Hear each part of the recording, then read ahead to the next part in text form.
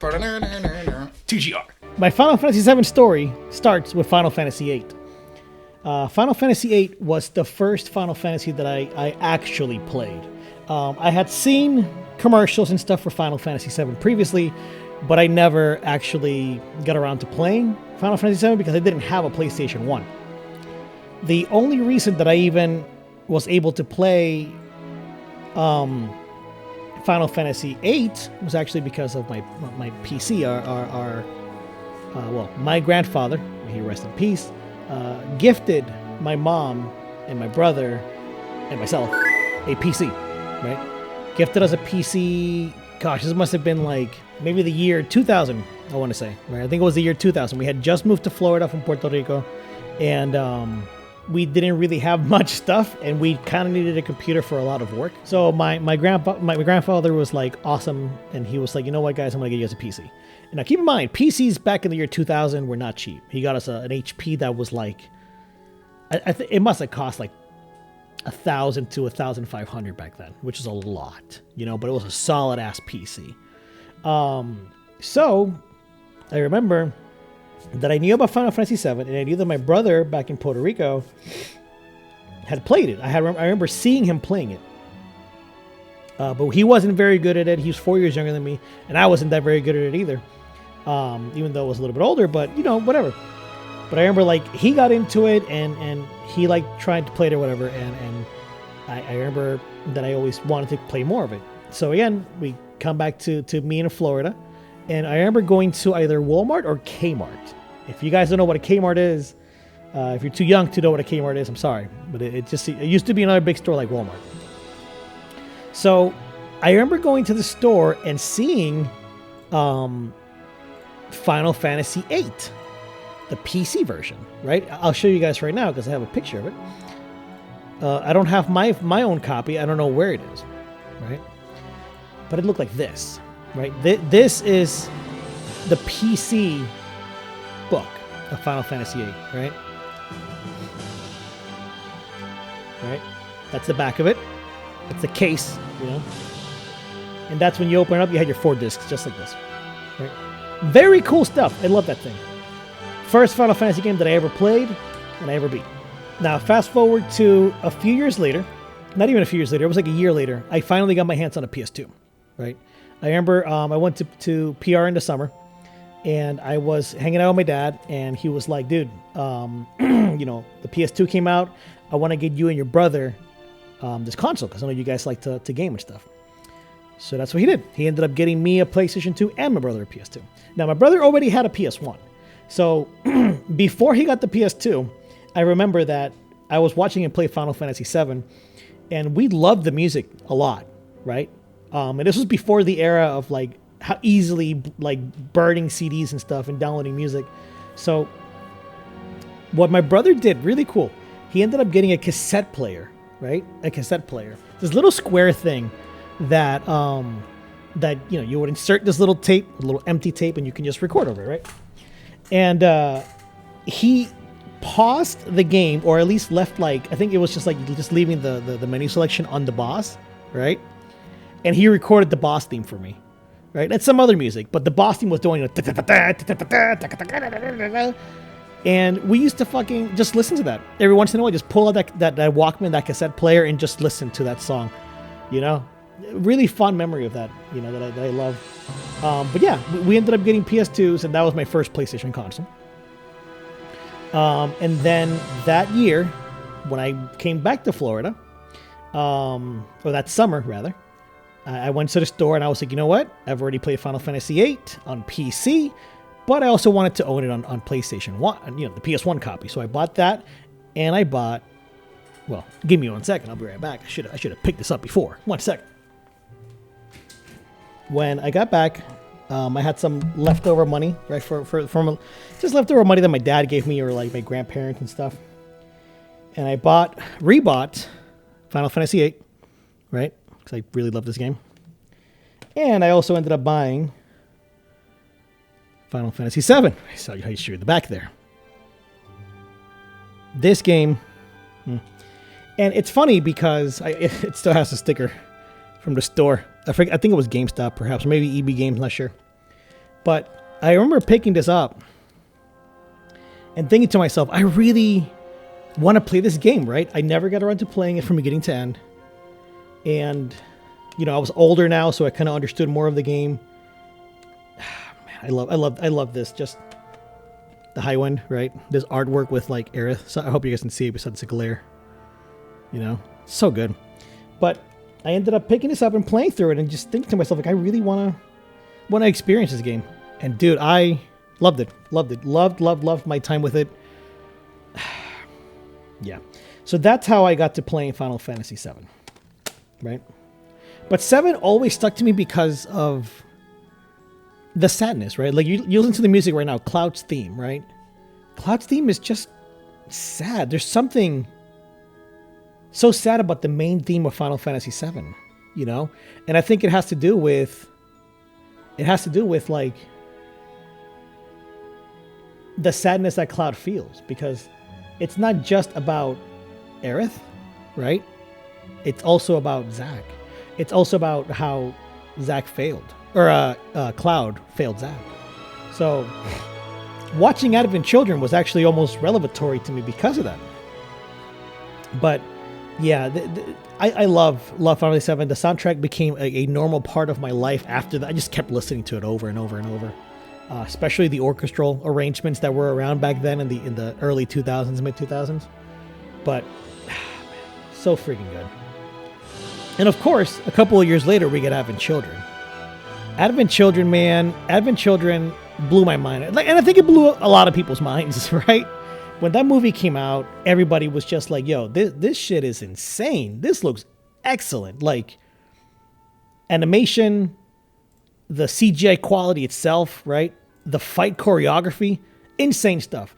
And this movie, while I did enjoy it back then, it didn't like super duper like have an impact on me besides how cool everything looked and how fun the movie itself was. I rewatched like the action scenes a ton. But there is this specific theme that not only coincides with Final Fantasy VII in general, but with Advent Children, right? It's the theme of forgiveness. And it's something that I didn't really think about when I was, 17 years old when I first watched this movie. But it's a theme of forgiveness. Cloud, at the beginning of Advent Children, is super sad, right? He's super down. He's super like, not himself. Dude is sad. Dude is really sad. He can't be there for Tifa. He's always alone. He's sleeping in the church. Aerith's church, right? And it's because he can't get over how he's feeling, how awful he feels. And I never really thought about that. Like, it's so obvious looking back, hearing, Aerith talking to him through the live stream and telling him like, hey, it's okay, Cloud. Like, it's okay. I've forgiven you. You know what I mean? So now seeing the movie after so many years, because the last time that I actually watched Advent Children from beginning to end was in 2009 with Sean, actually, from the channel, where the complete edition came out on Blu-ray, and I remember like he bought a copy and he was like, dude, I want to watch it with you. I was like, yeah, dude, let's watch it. He came over and we watched the movie. That was the last time that I watched it from beginning to end. And I just watched the action scenes here and there afterwards. But even then, I didn't like, it never resonated emotionally with me for some reason until last week when I went to see it in theaters. And I got to see that with my son, which I'm really happy with because now he got to share a really important part of Final Fantasy for me. Hell, I would say an important part of gaming and the medium for me. But also he enjoyed it too, which is great. I caught him up with the story as much as I could, showed him some summaries on YouTube and stuff, so you wouldn't be completely lost. But yeah, the theme of forgiveness really hit home last week. It made me really think about what that means to people when they're able to forgive themselves, because you can be forgiven by somebody, whoever you hurt, right? Or whoever you let down. But if you hold on to that yourself, if you don't know how it's like to to forgive yourself, to look in the mirror and be like, hey, you messed up and it's okay. You messed up and you tried your best, and we need to continue. That will hold you back. So that scene where Cloud tells Tifa, like, hey, Tifa, like, I forget exactly what he says, but it's in a sense he's saying, like, I feel lighter. Man, oh man, that scene truly hit home. And it's not because I'm looking for forgiveness or anything, but I've come to the realization myself that it's really important to forgive yourself. It's really important for your own self-love, right? And your day-to-day life to just be able to acknowledge your errors or your failures or whatever it may be, and acknowledge that you just got to keep on trying, man. You just got to get up and keep going. So I cried at the theater. No shame in the game. I literally cried. I shed a few tears at the theater because it was like, fuck, man. This is better than I remembered, you know? It still has its issues. I think Having Children is not a perfect movie, but it's still a damn good time. So that's it. That's the next step, right, in the Final Fantasy VII journey, right? Then we move a few years later. And by a few, I mean quite a few. Almost 10 years later, we get to see this. I'm going to watch this with you guys because, man, oh man.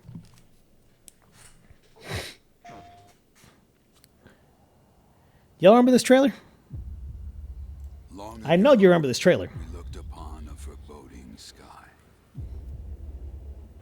The memory of the star that threatened all. I was at Sean's house with Rudy because we used to get together to watch E3. This was 2015. We were watching this shit at his house. And I remember when this started playing, I remember looking at Sean and I was like, dude, this is it. Because he was the big 7 guy. I like 7 a lot. But he was the Final Fantasy VII guy between all 3 of us. He really loved this game. That someday we would see them again. Perhaps it was no more than wishful. God, this trailer, man. Like, we kept seeing this, and I'm like, he kept saying, like, no, it's not it. And I remember me and Rudy were like, dude, this is it, man. Yeah. This is the game you've been waiting for. Now the beginnings of a stir. He really wanted that remake. The reunion at hand may bring joy. The reunion at hand may bring joy and may bring fear. Let us Ooh. Embrace whatever it brings. Let us embrace whatever it brings. Bro, they were telling us from the get-go what this was, huh? They knew what they were going to do with this remake trilogy. Are coming back. But they are coming back. Oh. At last, the promise has been made. Man.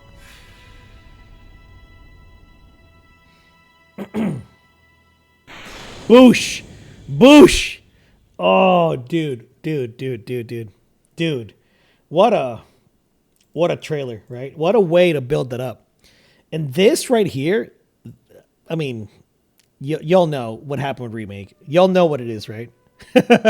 Remake is great. So yeah, that's the next step in my Final Fantasy VII journey. It's Remake. I think this is a release date trailer. I don't remember what the next trailer after that first one was. Maybe PSX? I don't know, but let's watch this.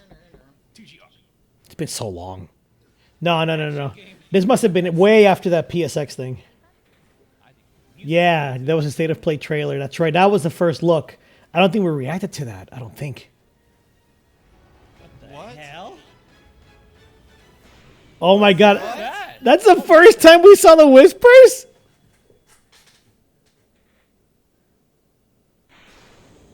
Oh my God! Holy crap! That's literally less than a year away. That's 9 months away. Dude, that's coming out 2 weeks before Cyberpunk. That is crazy. What the hell? Oh no, Cyberpunk's in April. It doesn't matter. Whoa. Oh, we would have never known that this game was going to get delayed either, huh? It's crazy. 9 months from now. Damn, that's so funny. So yeah, that was one of the first times that we saw it. And then after that, I'll fast forward all the way to release, man. I don't remember if I already had beaten it or not, but I know that I jumped on stream. This is the middle of the pandemic, dude. This is April 16, 2020. So we were already in the middle of the pandemic. So you can see by my missing person here, right here. Because because I wasn't there. I wasn't able to go. We were still in the middle of the pandemic. I was using some cheap ass camera that we bought. I had a cheap ass microphone that I bought from my computer. I didn't have this computer. It was just like, man, yeah, things really changed really quickly. But yeah, the game came out and we loved it. We actually loved the hell out of this game, and it left our minds blown. We did not know what to expect, but we loved it. Right? I think I liked it a little bit more than Rudy, like a little bit, but he fucking loved it too. I remember how much he really enjoyed the remake. I mean, we liked it so much. In fact, we reviewed the game. Right?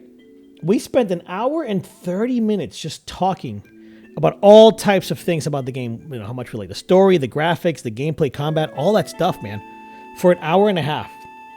And I remember it took me like a long ass time to put this video together. Right, getting all this footage so it could like match up with whatever we're talking about. But what really sold us on the remake project was that unknown journey, right?